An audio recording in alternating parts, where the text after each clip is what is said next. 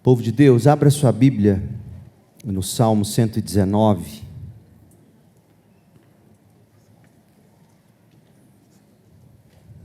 Nós chegamos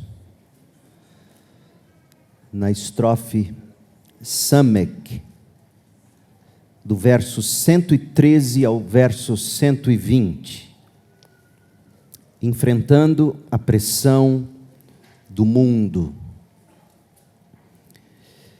Enfrentando a pressão do mundo.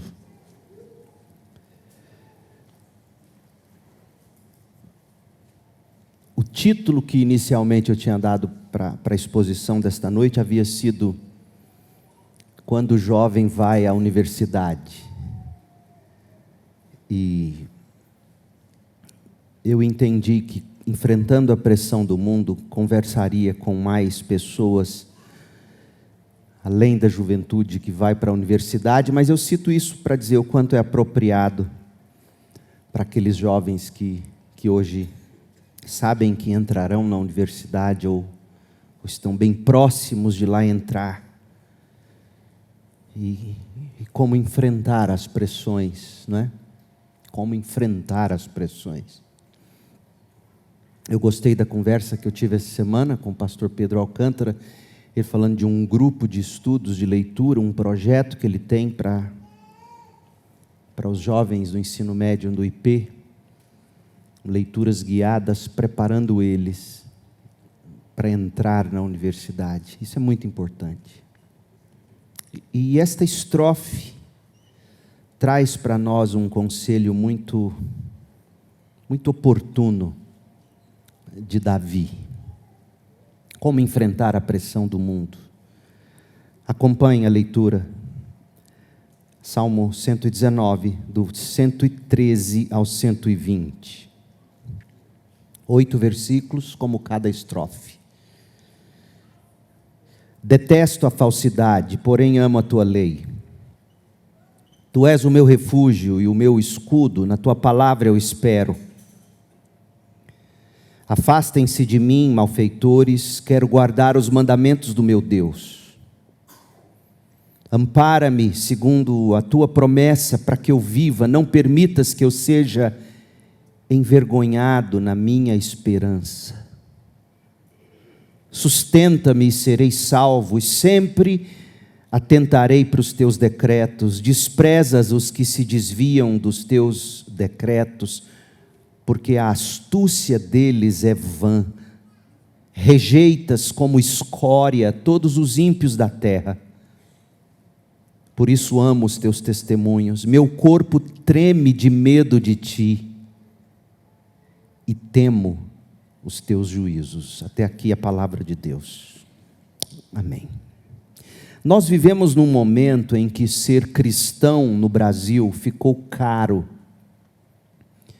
Não caro no sentido de perseguição aberta e declarada, prisões, martírio, violência, por se professar a fé cristã, pelo menos não ainda. Para a maioria de nós, o custo é mais sutil.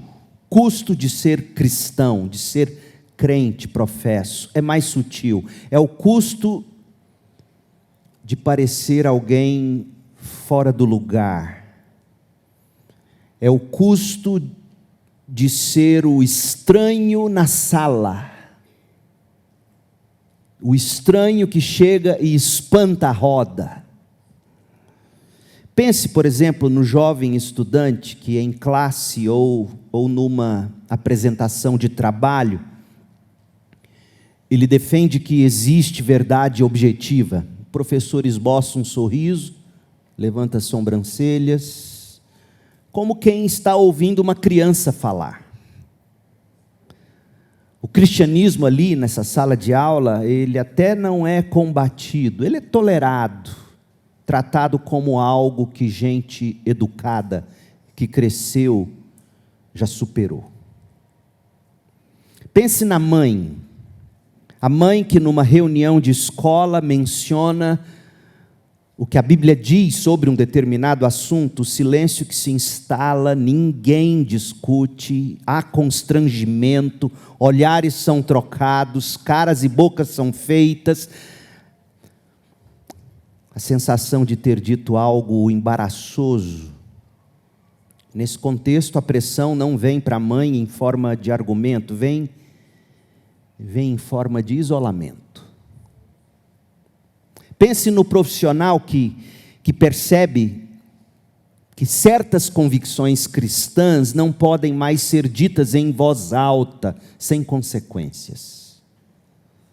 Não é ilegal tê-las, mas expressá-las tem um preço, reputação, relacionamentos, oportunidades. Veja, a nossa cultura aprendeu, gente, que não precisa proibir o que ela pode simplesmente tornar inviável. 3 ambientes, perceberam? 3 tipos de pressão, mas a mesma mensagem no fundo. Qual é a mensagem? Ou você se adapta, ou você fica de fora. É assim na faculdade ou na escola, é assim no trabalho, é assim com amigos e até entre familiares.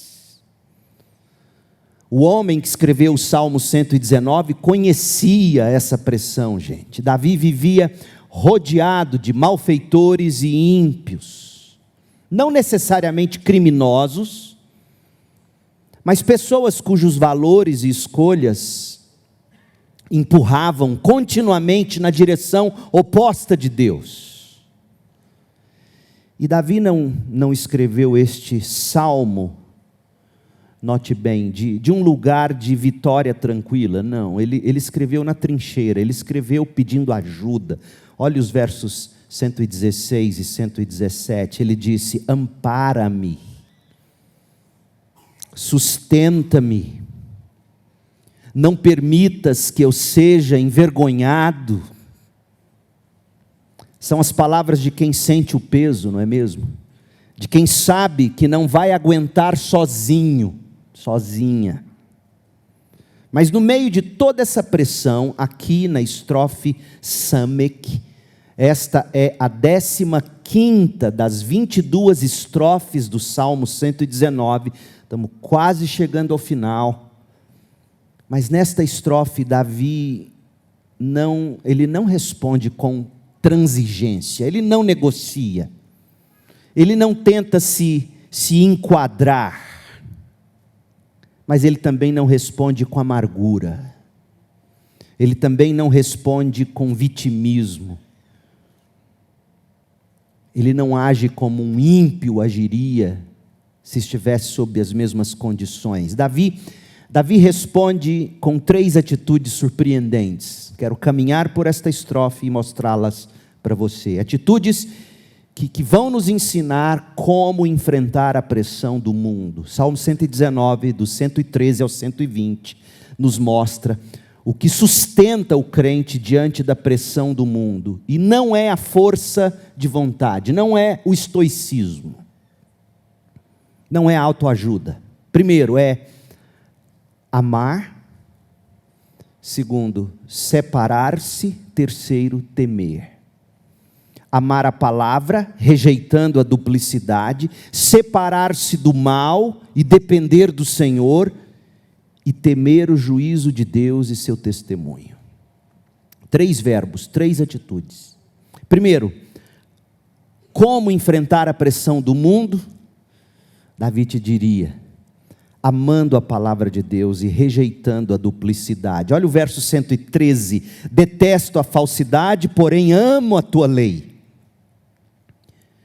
Tu és o meu refúgio e o meu escudo, na tua palavra eu espero. Observe o seguinte: a pressão do mundo, gente, ela explora o coração dividido.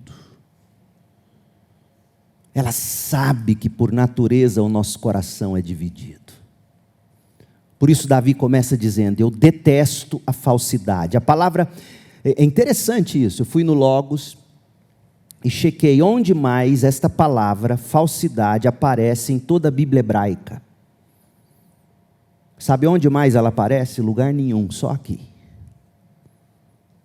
A palavra hebraica traduzida como falsidade na Nova Almeida atualizada ocorre apenas aqui no Antigo Testamento. Ela não descreve uma mentira pontual. Descreve um estado de espírito. O de quem está dividido, o de quem está hesitante. É o estado daquele que tenta servir a dois senhores ao mesmo tempo. Essa palavra é tão difícil de ser traduzida que praticamente, e eu fiz questão de pegar todas as versões acessíveis em português, cada uma praticamente traduz essa palavra de um jeito. A NVT e a NVI traduziram como pessoas inconstantes. A Almeida Revista Atualizada e Corrigida traduziram como duplicidade, ou mente dupla. Nova tradução na linguagem de hoje, pessoas falsas. A mensagem de Eugene Peterson, hipocrisia. A Bíblia King James em português, pensamentos vãos. A Almeida século 21, os que vacilam. Detesto a duplicidade, detesto pessoas inconstantes, detesto a mente dividida, detesto pessoas falsas, pessoas hipócritas, detesto pensamentos vãos, detesto os que vacilam. Elias conhecia esse tipo de pessoa, você vai se recordar. No primeiro livro dos Reis, capítulo 18, verso 21, o profeta confronta Israel dizendo: até quando vocês ficarão pulando de um lado para o outro? Se o Senhor é Deus, siga-o. Agora, se Baal é Deus, sigam-no. Qual foi a resposta do povo? Silêncio. Não havia ali inimigos declarados na multidão, havia pessoas divididas. E esse é exatamente o tema que Josué enfrenta no discurso de despedida ao povo de Deus. Lá em Josué 24, verso 15, Josué declara: se vocês não quiserem servir ao Senhor, escolham hoje a quem vão servir. Eu e a minha casa serviremos ao Senhor. Josué conhecia a tentação do povo. A pressão vinha de várias direções e todas empurravam para o mesmo lugar: a duplicidade, a devoção dividida. E é exatamente aí que o mundo explora a nossa fraqueza. Ele sabe que por natureza somos assim. O chamado é o mesmo do salmista, lá em 1 Reis 18, 21, em Josué 24, 15, o chamado é o mesmo. Optem pela devoção inteira. Optem pela lealdade sem reservas, não como opção entre outras, mas como posição declarada, irrevogável. É assim que se começa a vencer o mundo. Em época de Copa do Mundo é bom usar frases do esporte. A melhor defesa é o bom ataque. E note que esse não é um problema só do Antigo Testamento. Tiago, se você se recordar, na carta dele, capítulo 1, verso 8, capítulo 4, verso 8, Tiago menciona a duplicidade, 2 vezes nesses 2 textos, escrevendo para os cristãos. O campo de batalha, vai nos dizer Tiago, é o coração dividido. E é exatamente isso que Davi detesta. Não apenas nos outros. Ele não detesta o coração dividido apenas nos outros. Ele detesta coração dividido como possibilidade nele mesmo. A declaração dele no Salmo 119, verso 113, chega a ser uma resolução, gente, ao estilo Jonathan Edwards: detesto a falsidade. Eu quero ser inteiro na minha devoção a Deus. Eu quero ser leal à palavra de Deus. A duplicidade me repugna. Por quê? Porque a fé dividida, ela jamais será uma posição neutra. A fé dividida é uma posição contra Deus, como Jesus deixa claro em Lucas 11:23. Jesus diz: quem não é por mim é contra mim, e quem comigo não se ajunta, espalha. Não existe meio termo estável.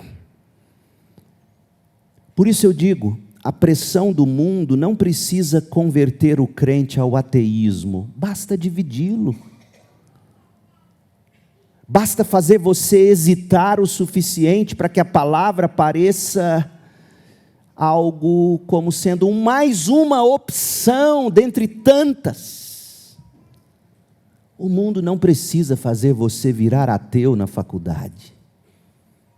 Basta fazer você hesitar, para que a palavra perca autoridade prática sobre a vida. Basta explorar o coração dividido por natureza. Mas veja, a resposta à duplicidade é o amor declarado. Olha o verso 113. Detesto a falsidade, porém amo. Lembra que eu disse que o cristianismo não é tanto sobre obedecer, sobre amar? Eu detesto a falsidade por uma razão: há um amor maior em minha vida, a tua lei. Amo a tua lei. O contraste é deliberado e total. Onde há divisão, Davi escolhe a lei. Onde há hesitação, ele declara sua posição. O amor à palavra não é um sentimento vago para Davi, é orientação do coração que recusa a mente dividida. Porque eu amo a tua palavra, eu detesto sequer pensar em meu coração se dividir. E note que Davi não diz tolero, respeito, ou procuro conviver. Ele diz: detesto um porque eu amo o outro. Detesto a falsidade porque eu amo a lei do Senhor. É a linguagem do relacionamento, perceberam? Não é sobre obrigação, crente. É sobre ter um caso de amor mesmo com Deus, pela mediação da palavra.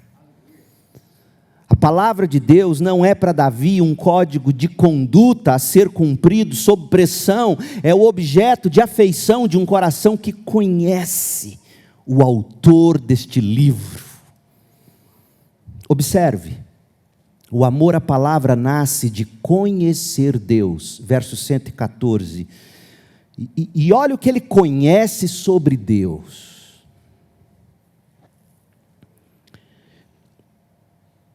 Eu estava ouvindo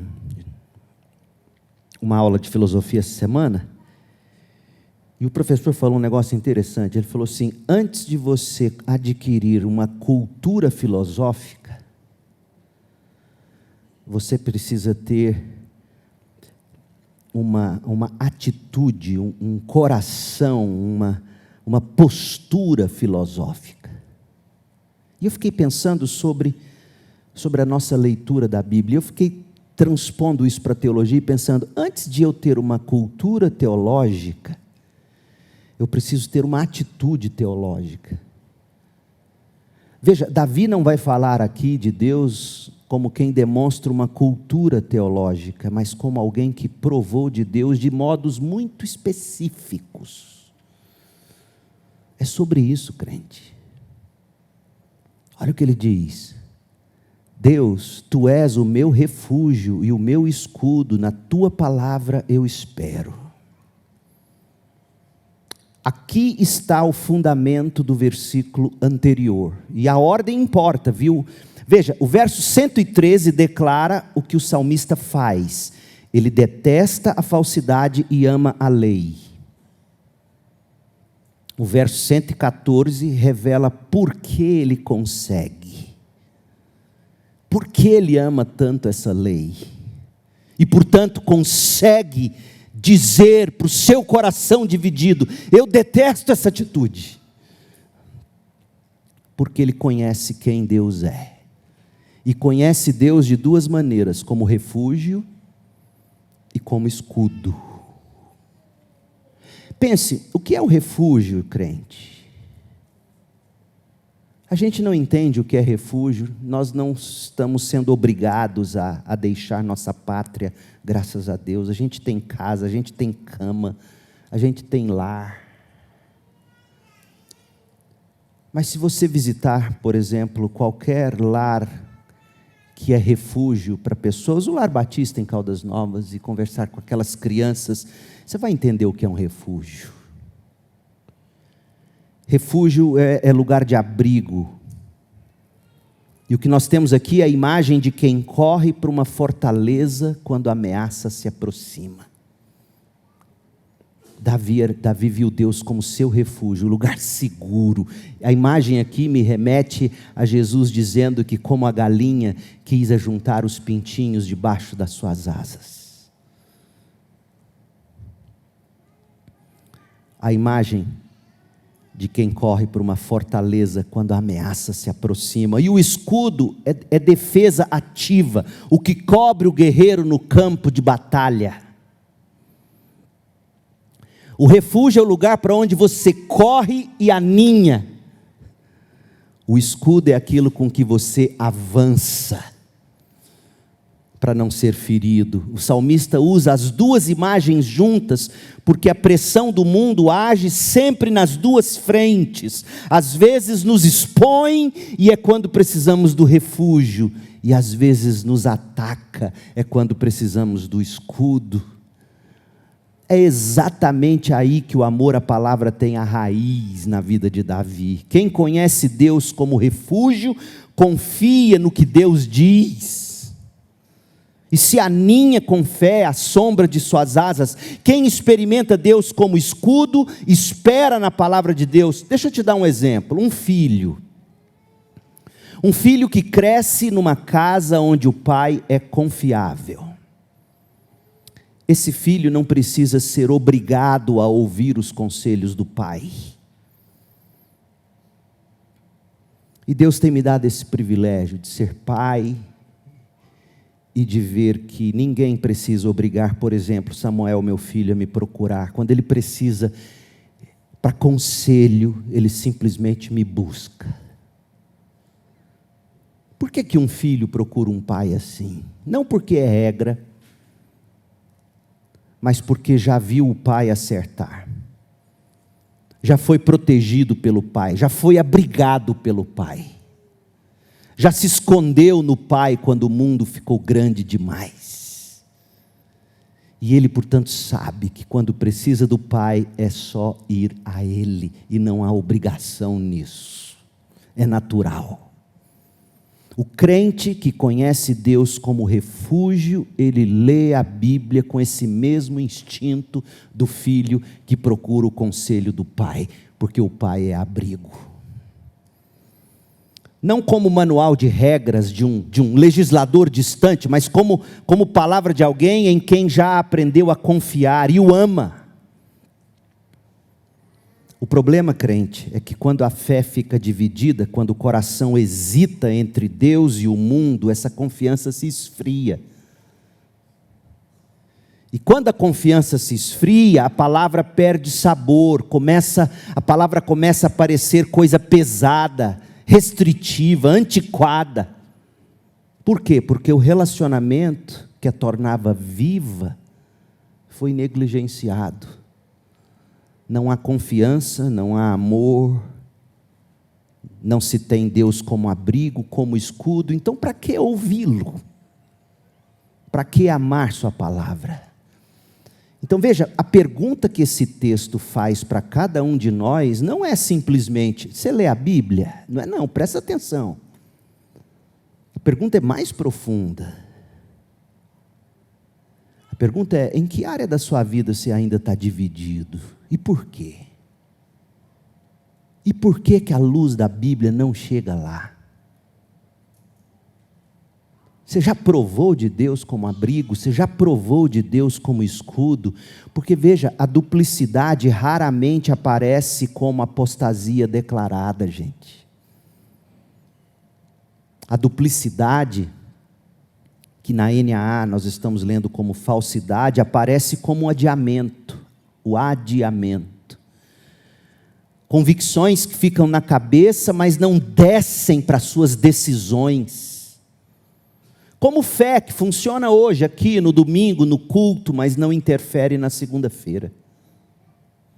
O salmista nos mostra que a saída da duplicidade não é fazer mais esforço, hein? É aprofundar o conhecimento de Deus. Passar mais tempo com Deus. Quanto mais ele experimenta Deus como refúgio e escudo, mais naturalmente ele ama a palavra e rejeita a duplicidade. É assim que se vence a pressão do mundo. Tempo com Deus, aninhando-se à sombra de suas asas.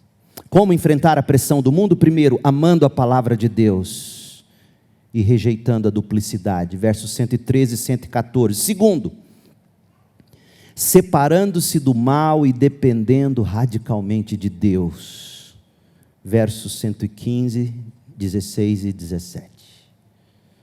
Porque se num primeiro momento ele ama, e por isso rejeita, e ama porque conhece quem Deus é, e já provou desse Deus, agora ele tem que fazer alguma coisa, certo? Essa fé que desce para o coração e se transforma em prática, é o que ele vai nos mostrar agora. Olha o verso 115. Afastem-se de mim, malfeitores, quero guardar os mandamentos do meu Deus. Ampara-me segundo a tua promessa, para que eu viva, não permitas que eu seja envergonhado na minha esperança, sustenta-me, serei salvo, e sempre atenderei, ou atentarei para os teus decretos. Note, a separação do mal é motivada pelo amor obediente, não pelo orgulho, tá? Afastem-se de mim, malfeitores. Por quê? Porque eu quero guardar os mandamentos do meu Deus. Isso aqui é muito interessante. A mudança de tom é abrupta, ela é intencional. O salmista para de falar sobre Deus e passa a falar diretamente com os malfeitores. É um imperativo, é direto, sem rodeios. Mas note a motivação que Davi mesmo oferece. Por que ele diz, afastem-se de mim? Ele diz, porque eu quero guardar os mandamentos do meu Deus. A separação não nasce do orgulho, nasce do desejo de obedecer por amor. Não é arrogância religiosa em relação aos outros, é clareza de propósito. Isso é importante porque o mundo frequentemente interpreta a separação cristã como julgamento. Quando nos separamos, nos veem como seres que se acham superiores moralmente falando. E às vezes é preciso admitir, o crente de fato pratica desse modo, mas o modelo do salmista é diferente. Ele se afasta não porque se considera melhor, mas porque ele sabe que certas companhias tornam o seu amor mais difícil. Entendeu, jovem? Você se afasta não porque se considera melhor, mas porque sabe que certas companhias tornam seu amor mais difícil e sua obediência mais difícil. Não é sobre se achar melhor, é sobre se saber o que ama de verdade e não pode perder esse sabor. Olha o Salmo 1, verso 1. Ele já havia ensinado isso. Bem-aventurado o homem que não anda no conselho dos ímpios, não se detém no caminho dos pecadores, não se assenta na roda dos escarnecedores, não anda, não se detém, não se assenta. A progressão é sutil, percebe? Mas é real. Começa andando, depois para, depois senta. A influência do mal é raramente imediata na vida da gente, crente. Ela é gradual. Começa com uma conversa, vira um hábito, transforma-se numa identidade. Paulo é igualmente direto aqui, jovem, em 1 Coríntios 15, 33. Não se enganem, as más companhias corrompem os bons costumes. Não é uma possibilidade, veja bem, é uma certeza. O apóstolo Paulo e o salmista Davi sabiam disso, e por isso o imperativo é firme: afastem-se, não porque eu seja melhor que vocês, é porque tal companhia já me demonstrou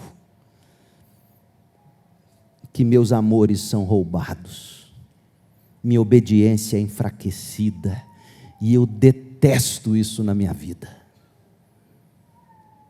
Outra coisa, a firmeza diante do mal exige humildade diante de Deus.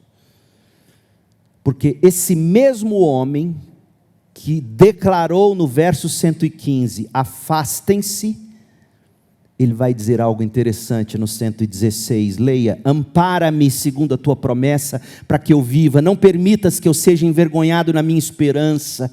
Porque, veja, aqui acontece uma virada que o texto não anuncia, mas que é teologicamente decisiva. No verso anterior, o salmista age com firmeza, ele rejeita os malfeitores e ele declara o seu propósito: quero obedecer, não quero perder meu amor por Deus, afastem-se. Mas aqui no verso 116, ele está orando, e a oração revela o que a firmeza não mostra. A raiz da firmeza no verso 115 é o verso 116. Davi sabe que não consegue sozinho, por isso ele diz: ampara-me ou sustenta-me. É a imagem de alguém que coloca o peso do próprio corpo noutra pessoa. Não é oração de protocolo, é o reconhecimento de que a separação declarada no versículo 115 só se sustenta com o amparo de Deus solicitado no versículo 116. Ele pede duas coisas específicas, note no verso 116. Primeiro, é para que eu viva, não é para que eu sobreviva. Não resista, mas viva com plenitude, viva com propósito, com a vida que só a obediência à palavra de Deus produz. Então ele não quer sobreviver apenas, ele não quer resistir apenas, ele quer viver. Por isso ele diz: afaste-se, e por isso ele pede: ampara-me. Segundo, ele diz: não permitas que eu seja envergonhado na minha esperança.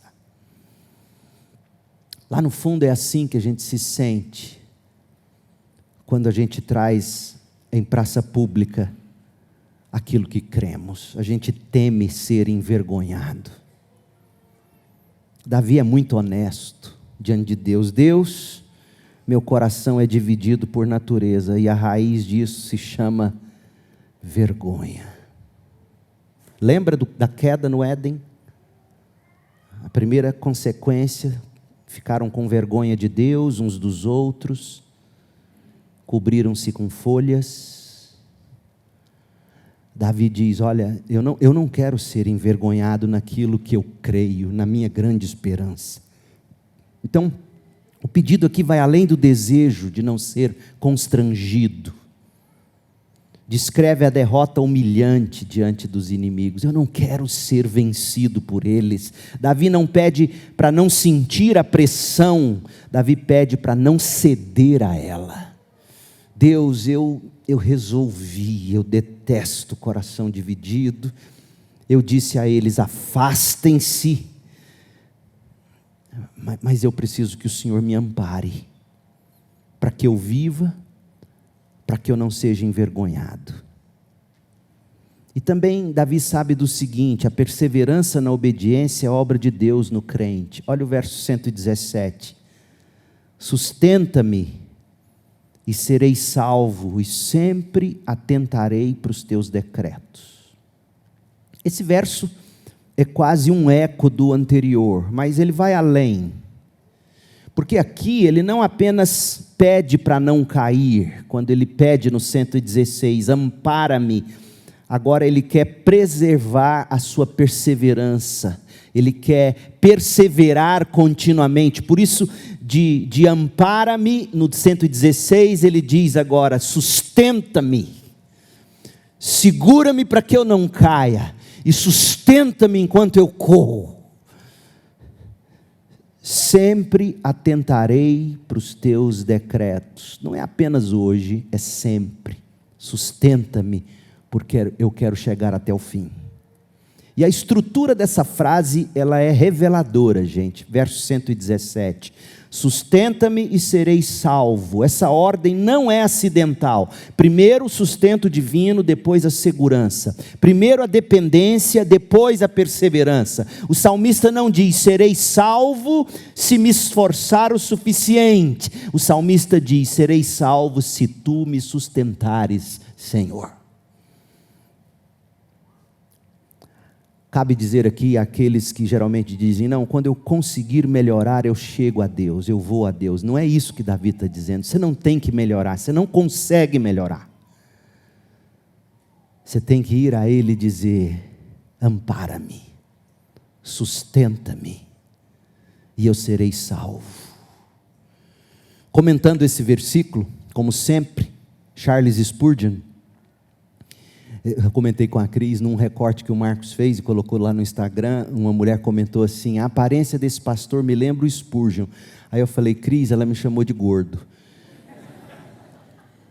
Porque o Spurgeon era feio e ele era rostinho inchado, barbudinho.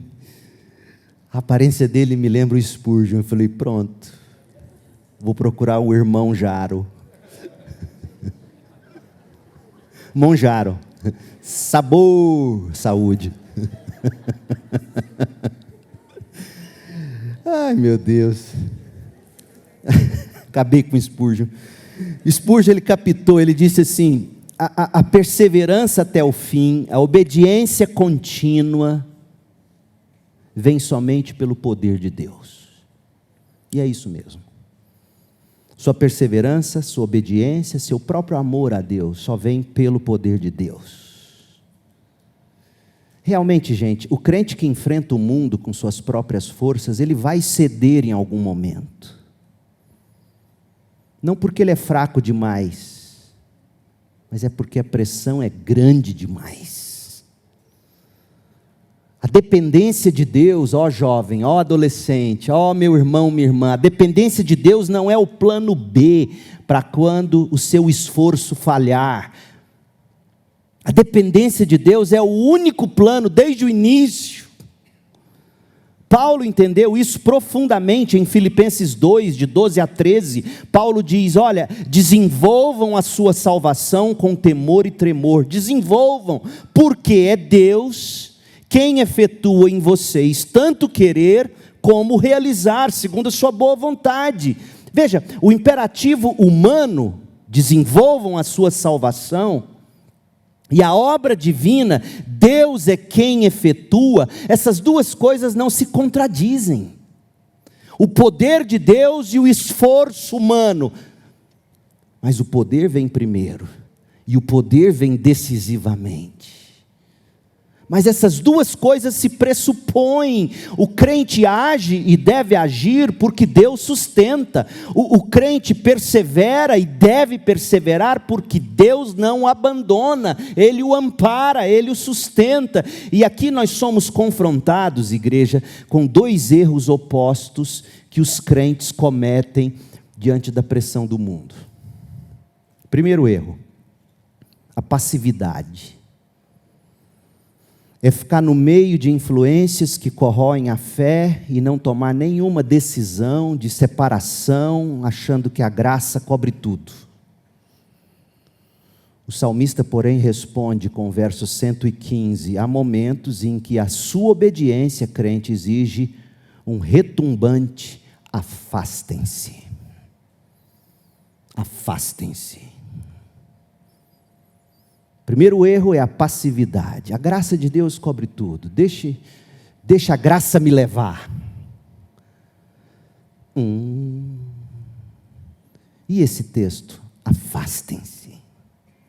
O segundo erro é o voluntarismo, tomar todas as decisões certas de separação, mas na força própria. Sem uma promessa bíblica, sem oração, sem dependência de Deus, sem reconhecer que a perseverança é obra de Deus. O salmista diria para você, usando o verso 116 e o 117, dizendo: logo depois dessa firmeza necessária, afastem-se, vem a súplica. Ampara-me, Senhor, sustenta-me, Senhor, não permitas que eu seja envergonhado na minha esperança, Senhor. A pergunta para você é dupla. Preste atenção aqui, crente. Há algo ou alguém de quem você precisa se afastar imediatamente para poder amar e guardar o mandamento de Deus? Essa é a pergunta. E você tem pedido a Deus para sustentá-lo nisso? Ou está tentando na sua própria força? John Piper, ele define essa dinâmica bíblica com o conceito de agir o milagre. Veja, Marcos, eu tinha escrito isso na segunda-feira. Você conversou isso comigo na terça. E eu fiquei caladinho. É bom saber que seu discípulo lê as fontes certas. John Piper, ele define essa dinâmica com o conceito de agir o milagre. A santificação, ela rejeita a nossa inércia. Veja, quando Cristo diz a um paralítico, ande, o poder é exclusivamente de Deus, mas o homem precisa mover as pernas. Ou seja, unir a decisão firme de afastar-se do mal, verso 115, a total dependência de Deus, versos 116 e 117. Isso é agir o milagre que o próprio Deus opera em nós. É empenhar um esforço consciente, enérgico, para rejeitar o pecado, ancorado na certeza de que a própria força, o próprio desejo de querer dizer afaste-se, e a vontade para você dar o primeiro passo na direção do afastamento, são operações diretas da graça que o sustenta. Então, o Deus que diz: vou te curar, é o Deus que diz: levanta, toma o teu leito e anda. Haja o milagre. Deus opera o milagre, mas nós agimos o milagre. É assim que se enfrenta a pressão do mundo, crente. Como enfrentar a pressão do mundo? Primeiro, amando a palavra de Deus e rejeitando a duplicidade. Segundo, separando-nos no mal, dependendo-nos radicalmente de Deus. E por fim, contemplando o juízo de Deus e deixando que Ele produza amor e temor santo em nós. A igreja contemporânea perdeu o temor. Isso é muito ruim. Olha o verso 118. Desprezas os que se desviam dos teus decretos, porque a astúcia deles é vã. Rejeitas como escória todos os ímpios da terra. E eu queria que você lesse com todo cuidado esse versículo e saísse de uma sinuca de bico que a igreja evangélica contemporânea se coloca. Deus odeia o pecado, mas ama o pecador. É bem isso que está sendo dito aqui. Rejeitas como escória todos os ímpios da terra. Não brinca com Deus, não. Não coloque palavras na boca de Deus. Rejeitas como escória todos os ímpios da terra, por isso amo os teus testemunhos. Meu corpo treme de medo de ti, e temo os teus juízos. Você precisa saber disso, crente. O mundo que pressiona você não escapará do juízo de Deus. Desprezas os que se desviam dos teus decretos, porque a astúcia deles é vã. Rejeitas como escória todos os ímpios da terra. Depois de 2 pontos centrados na postura do crente, o que o crente ama, o que o crente rejeita, como o crente ora, o texto vira o ângulo da câmera. E agora o foco não é mais Deus e o salmista e Deus. E o foco não é mais apenas só Deus, o foco é Deus e o que Ele faz com os ímpios. 2 verbos dominam esses versículos. Verso 118, desprezas e rejeitas. Deus não é indiferente aos que se desviam da sua palavra. Esse é o ímpio. É o que se desvia da palavra, é o que não ama a palavra, é o que não obedece, não pratica a palavra. Deus não é indiferente a eles, Deus os descarta com a seriedade de quem leva a santidade a sério. Sabe o que é escória? Escória é aquele resíduo inútil do ouro que foi levado ao fogo, e na superfície aquela sujeira, é a escória, e é jogado fora. Então, essa imagem da escória, ela é precisa e ela é brutal, gente. Esse resíduo inútil que sobe à superfície, quando esse metal precioso é purificado pelo fogo, é removido e descartado. A imagem é muito forte. A astúcia dos ímpios, suas estratégias, suas sofisticações, suas capacidades de pressionar, de progredir, são descritos aqui no verso 118 como coisas vãs, sem substância. Pode até fazer você, crente, se sentir que está no lado errado da história algumas vezes. Mas diante de Deus, toda essa astúcia não passa de fumaça, é escória. Ai, quantas vezes a gente se sente no lado errado da história, não é mesmo? Como esses 2 versos são importantes para nós nesses momentos. Gênesis 18, 25, levanta a pergunta que Davi responde aqui nos versos 118 e 119. Lá em Gênesis 18, 25, a pergunta é: será que o juiz de toda a terra não faria justiça? E a resposta aqui é categórica: Deus fará. O juiz é certo, o juiz é justo, e o juízo é irrevogável. Os ímpios que hoje pressionam, os ímpios que hoje ridicularizam, os ímpios que hoje isolam o crente, não prosperarão para sempre, nem escaparão de suas obras, a menos que corram para Cristo. E aqui nós vamos lidar com uma doutrina que é a das mais odiadas até por crentes, a doutrina do inferno. Mas é a única doutrina, ao lado de outras importantes, mas deixe-me recortar e destacar a doutrina do inferno, da justiça e do juízo eterno de Deus, como a doutrina absolutamente necessária para a gente construir uma sociedade amorosa. A retribuição divina é a única esperança para se construir uma sociedade amorosa. A vingança pertence ao Senhor, Romanos 12, 19. Essa é a afirmação de que o universo moral não é neutro, existe um justo juiz, haverá um julgamento, e a palavra de Deus é que os ímpios que hoje o desprezam serão descartados como escória. E por desprezarem a palavra, esta mesma palavra será o padrão de medida para o juízo. E o resultado dessa convicção para você, crente, sabe qual deve ser? O descanso.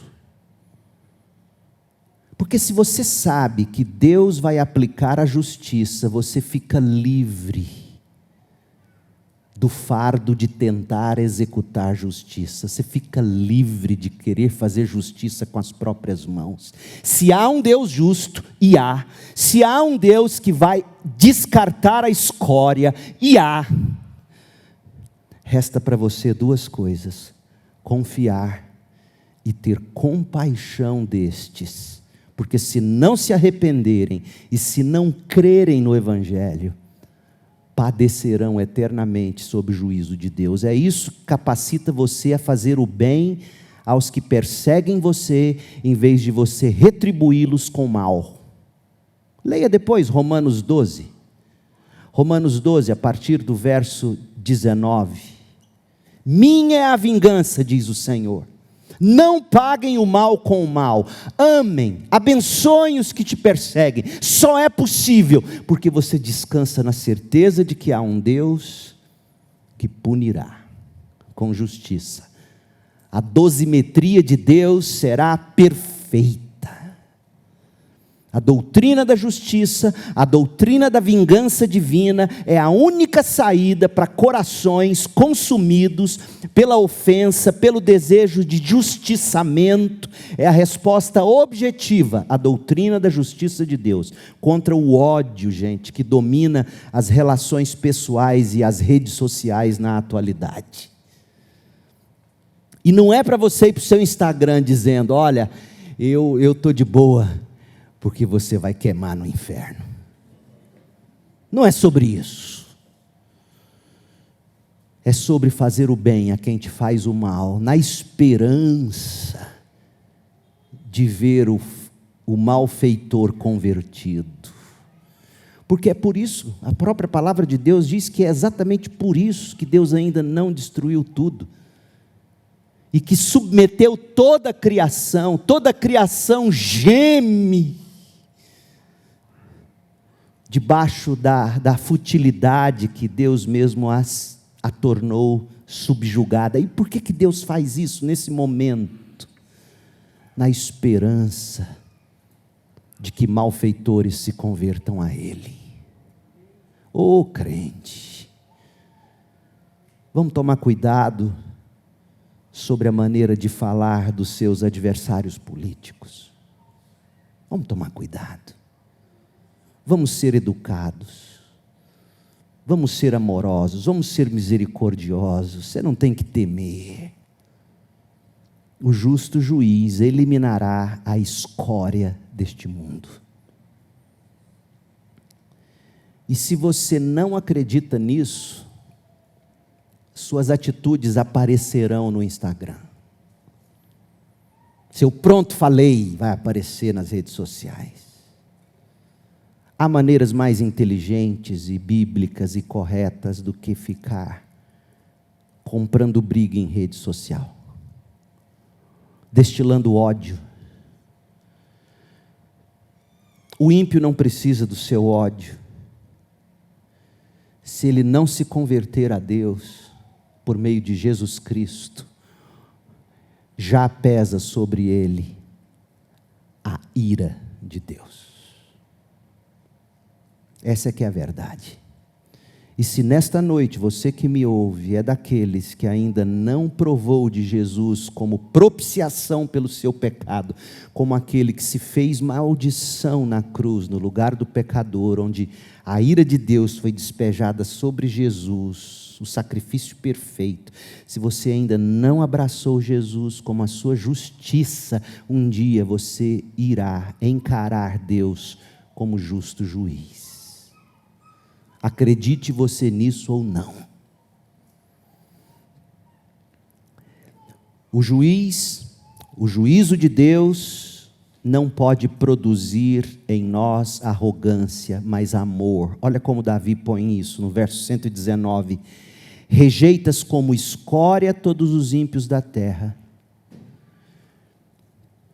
e eu não quero ser contado entre estes. É por isso que eu nutro o meu amor pelos teus testemunhos. O oposto é o amor à palavra. Essas duas palavras mudam tudo. Por isso, Davi contempla o juízo de Deus sobre os ímpios e a resposta não foi alívio autocomplacente, foi amor. Por isso amo os teus mandamentos. A lógica é muito profunda. Ao ver que Deus rejeita os que se desviam da palavra, Davi pensa: eu amo a palavra, Ele não é dos que pensa, ainda bem que eu não sou um desses. Ele corre para reafirmar o amor pela palavra. A palavra de Deus é o lado certo da história, Davi está dizendo, e eu quero estar do lado dela. O juízo divino não alimenta, não pode alimentar o orgulho do crente, tem que alimentar o amor do crente por Deus e pela palavra de Deus.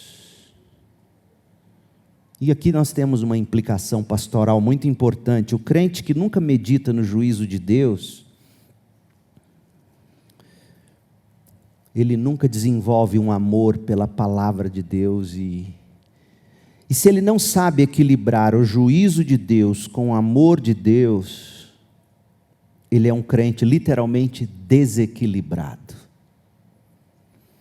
O crente que nunca pensa no juízo de Deus, ele desenvolve um amor por Deus que é sentimental, funciona quando a vida está bem, esfria quando a pressão aumenta. Mas quem contempla Deus como juiz, desenvolve um amor que resiste. Isaías 40, verso 8, a erva se seca e as flores caem, mas a palavra do nosso Deus permanece para sempre. Os ímpios passam, a astúcia deles passará, a pressão que eles exercem passará, mas a palavra não, a palavra fica. E ela alimenta o seu amor por Deus, ou não. E ela deve alimentar sua misericórdia pelos ímpios. Como anda você no quesito misericórdia? Pelos que te perseguem. Ô crente, isso é muito sério. Como anda seu quesito misericórdia pelos que te perseguem? Mas tem uma última coisa, o verso 120. O temor que isso gera em Davi. Meu corpo treme de medo de ti e temo os teus juízos. Esse é um dos versículos mais mal interpretados. A primeira leitura parece contradizer tudo que veio antes. Será que Davi ama Deus? Ou Davi obedece a Deus por puro medo? Veja, não existe essa categoria na mente de Davi. Essa dicotomia não existe para Davi. Porque o salmista que amava a palavra, que corria para Deus como refúgio, que pedia sustento com confiança, ele agora treme. E isso não é contradição, isso é maturidade. O salmista não está com medo de ser arrastado pelo juízo. Ele treme diante do pensamento da justiça divina sobre ímpios. O tremor não é o de quem teme ser condenado, é o de quem contemplou a santidade de Deus de perto e ficou sem palavras. É o mesmo tremor de Isaías. Ai de mim, pois estou perdido, sou um homem de lábios impuros. Não é o desespero de um condenado, mas é o espanto de um salvo que contemplou a justiça de Deus. E como falta isso na igreja evangélica? O santo temor, a alegria em temer. Sabe a ideia da montanha-russa? Várias vezes já usei isso aqui. Por que se anda em montanha-russa? Por que se pula de body jumping, de paraquedas? Por que se escala picos elevadíssimos? Porque há prazer no temor, no medo, nas alturas, há uma adrenalina.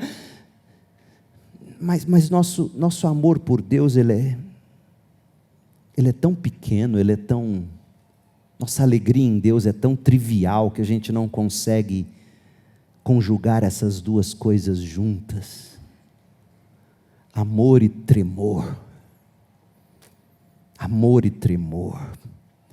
Mas o nosso Salvador, ele é cordeiro e leão.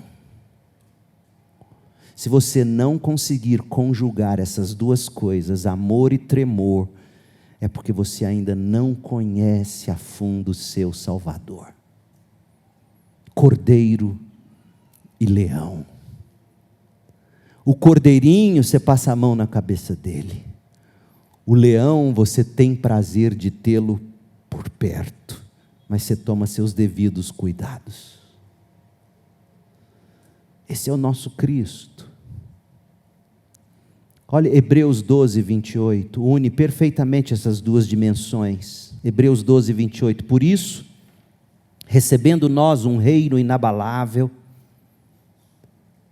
retenhamos a graça, pela qual sirvamos a Deus de modo agradável, com reverência e temor, porque Deus, o nosso Deus, é fogo consumidor. É Novo Testamento, tá?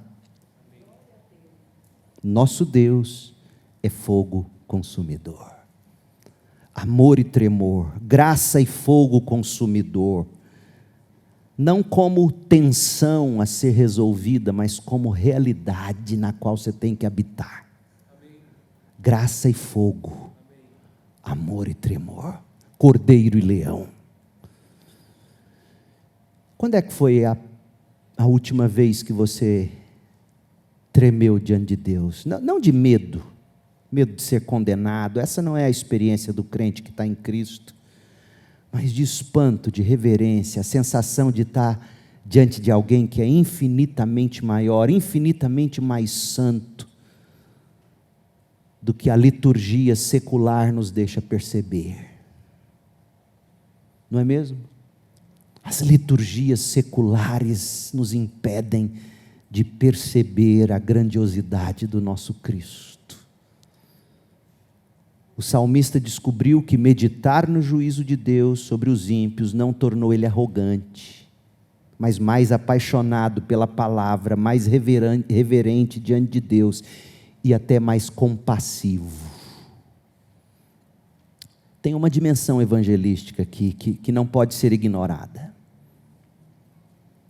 Os ímpios que hoje nos pressionam na universidade, na família, nas redes sociais, são os mesmos que serão julgados se não se arrependerem.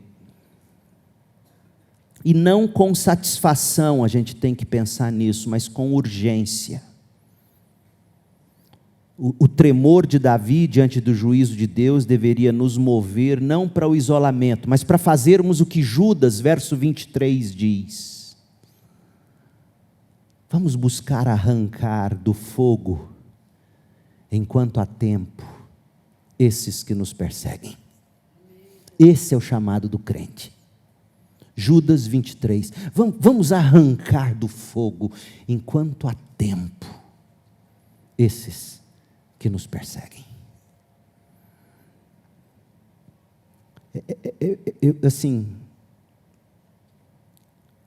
Eu não gosto de grupos de WhatsApp. E às vezes ver como colegas meus, pastores, em grupo de WhatsApp, lidam com essas questões, de verdade, me chocam.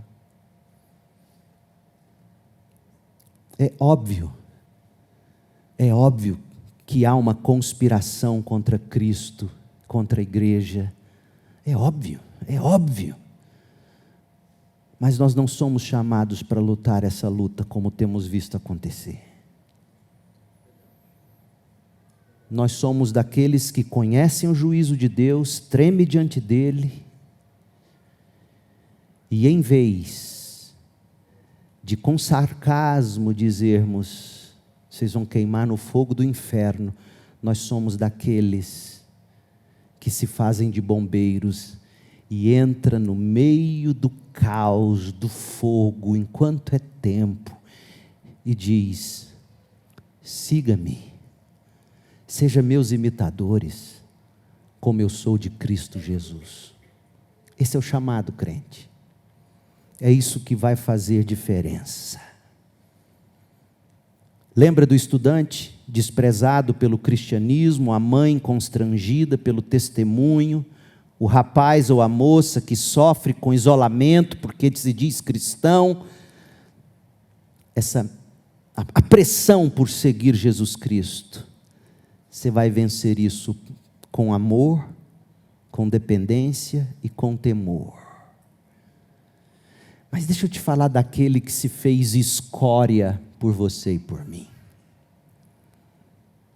Aquele que o próprio Pai foi do agrado do próprio Pai torná-lo escória no nosso lugar, rejeitá-lo na cruz, para não nos rejeitar eternamente. Eu estou falando de Jesus Cristo. Lembra disso? Viveu sem pecado, justo, no lugar do injusto, feito escória pelo próprio Pai, para que você e eu pudéssemos ter a certeza de que nele, com fé nele, jamais seremos tratados como escória. Que coisa maravilhosa! E ele, que enquanto estava sendo tratado como escória pelo Pai, no nosso lugar, nos ensinou como devemos tratar a escória desse mundo. Ó Pai, perdoa, eles não sabem o que fazem. E sabe que ele, antevendo a cruz, e vendo a angústia dos seus discípulos, ele disse: no mundo vocês terão aflições, mas tenham coragem, tenham bom ânimo, eu venci o mundo. Crente, esse evangelho não é só para abrir a porta para você entrar para a salvação, é o ar que você respira dentro do novo lar, para a sua santificação, o amor, a dependência, o temor santo. Nada disso se sustenta fora de Cristo. Quando o mundo pressionar você, crente, e vai, não recorra à disciplina, recorra a Deus. Sussurre como salmista: ampare-me, não quero ser envergonhado na minha esperança, sustenta-me e serei salvo. Isso não é oração de gente fraca, é oração de quem sabe em quem confia e age o milagre. Que Deus te abençoe. E você que ainda não provou desse Cristo, lembre-se, aquele que não conheceu o pecado, Deus o fez pecado por nós, para que nele você fosse feito justiça de Deus. Isso é o Evangelho, isso não é estoicismo, isso não é autoajuda, é Deus resolvendo no corpo do seu Filho eterno o problema do juízo que todos merecemos. O estoico se basta. O crente depende. São posturas opostas diante da mesma realidade. E apenas uma delas tem uma cruz no centro. Venha a Cristo. Venha com arrependimento e fé. Enquanto é tempo. Enquanto é tempo, tem o convite. Venha e enfrente a pressão do mundo. Oremos. Pai, pegue aqui os 5 pães e 2 peixinhos e multiplique isso na vida de todos nós. Que a graça do Senhor Jesus Cristo, o amor de Deus, o Pai e a consolação do Espírito estejam sobre todos, hoje, aqui e para sempre. Amém.